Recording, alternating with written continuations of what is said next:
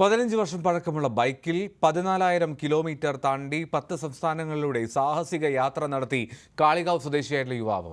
സാമ്പത്തിക പ്രതിസന്ധികൾക്കിടയിലും യാത്ര എന്ന സ്വപ്നത്തിന് ചിറക് നൽകുകയാണ് പള്ളിശ്ശേരി സ്വദേശി EK മുരളീകൃഷ്ണൻ.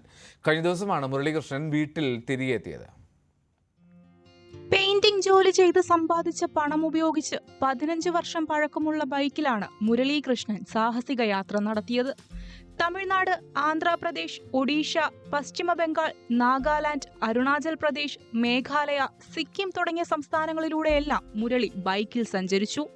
4 മാസത്തോളം നീണ്ടുനിന്ന യാത്രയിൽ നാഗാലാൻഡിലെത്താൻ മാത്രം 12 ദിവസമെടുത്തെന്ന് മുരളി പറയുന്നു. ചൈന ബോർഡറുകളിൽ പോയിട്ടുണ്ട്. സിക്കിമിലാണെങ്കിലും അരുണാചലിലാണെങ്കിലും ഒക്കെ നല്ല മഞ്ഞ് പെയ്യുന്ന, നല്ല റിസ്ക് എടുത്തിട്ടുള്ള, ഒരുപാട് കഷ്ടപ്പെട്ടാണ് ഞാൻ ചൈന ബോർഡറിലൊക്കെ പോയിട്ടുള്ളത്. കുറെ സ്ഥലങ്ങളിൽ സ്കിഡായി വീണിട്ടുണ്ട്, കാരണം ബ്ലാക്ക് ഐസ് കാണൂല. അപ്പൊ അങ്ങനത്തെ സ്ഥലങ്ങളിലൊക്കെ സ്കിഡായി വീണിട്ടുണ്ട്. പിന്നെ ഒരുപാട് ആളുകൾ പറഞ്ഞിട്ടുണ്ട് അങ്ങനത്തെ സ്ഥലങ്ങളിലൊന്നും പോകാൻ പറ്റില്ല. പക്ഷെ കഷ്ടപ്പെട്ടിട്ടാണെങ്കിലും ഞാൻ അത്തരം സ്ഥലങ്ങളിലൊക്കെ എത്തിപ്പെട്ടിട്ടുണ്ട്.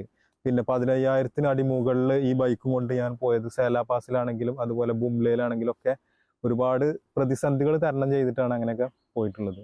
യാത്ര വളരെ സുഖകരമായിരുന്നു മുരളിക്ക്.